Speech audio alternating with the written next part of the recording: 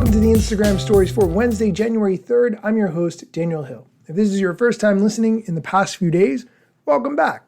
If you have been listening and you heard our end-of-year recap that I did with Anna Hartley, longtime fan of the show, I hope you enjoyed it. It was nice to kind of go through some of the things that have happened in the past 12 months and talk about the things we're looking forward to in 2024. If you haven't heard that conversation, go back and listen. I bet you're going to like it. Let's get into the Ask Me Anything. We normally do it on Mondays. Today is just Wednesday. That's just how it is. First, let's do all the Threads questions that Adam Mosseri talked about. The first one, why should creators care about using Threads? What's the benefit? Great question. I honestly don't know why you would care about Threads when there are so many other social media platforms to talk on. But if you want to have conversations and you want to find other people who are having those conversations that aren't on Twitter, then I guess Threads would be the place for that. Not all creators should care about Threads. I know it can feel like a lot given that we offer so many different products. What I think Threads is going to be really good for over time is conversations, back and forth, commentary around the game, around fashion, around music, whatever it is. So if your creator is interested in conversations about something, then maybe try Threads. If you're not, it's okay. Maybe stick to Instagram or whatever else you use. Okay, let's do another Threads question. The question, what's the most surprising thing that's happened since Threads launched?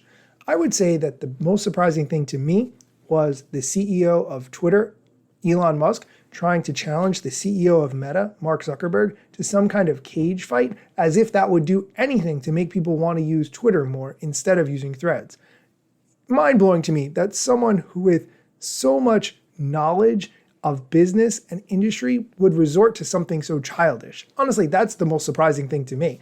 Anyway, here's Adam's answer.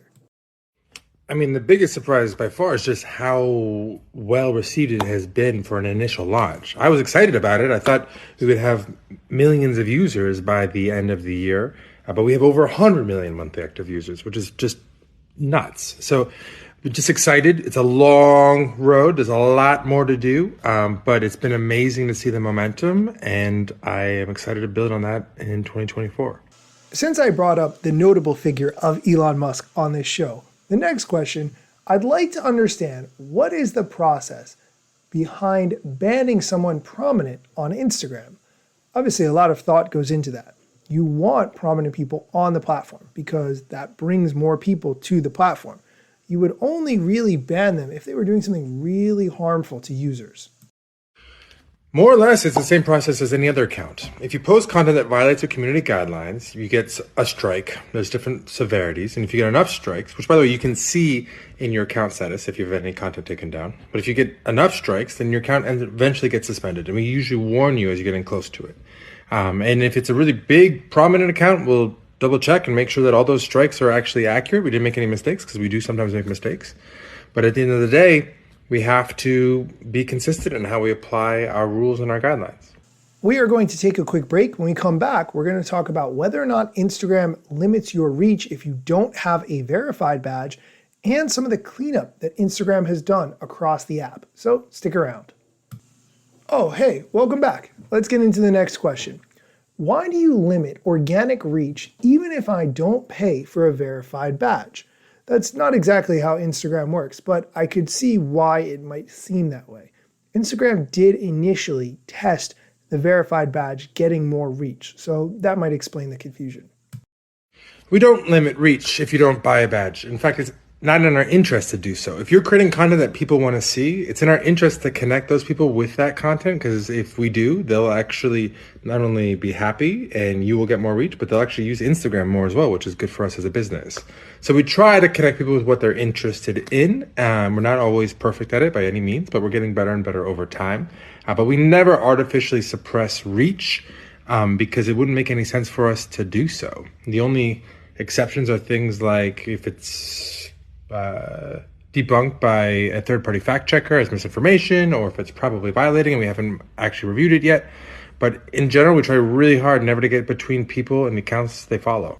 Let's go on to the next question. I feel like Instagram got cleaned up this year. Did you do that on purpose? I just want to pause and say it is true. Instagram has removed some features. For instance, guides comes to mind as something that was recently removed because not a lot of people were using it and it wasn't adding a lot of value to the app. However, there are still so many ways to post on Instagram. Now we have notes where we can post pictures, songs, and videos. That's just in one tiny feature inside the Instagram DM box where people can see a status. So in a lot of ways, even though Instagram is removing some features, they are also adding, giving more ways to post content.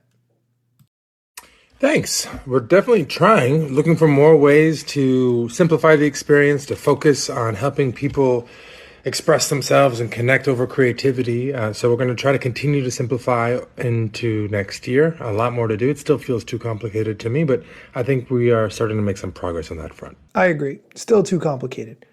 Last question we're going to talk about today. I'm seeing a lot of reels that I'm not interested in on the Explore page. What changed? Here's Adam's answer.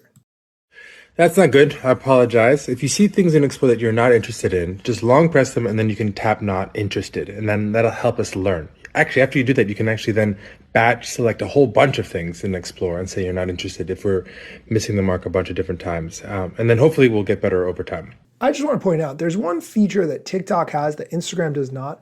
TikTok will actually let you go in and completely reset your For You page. So you can start just like you're a brand new user who never opened the app.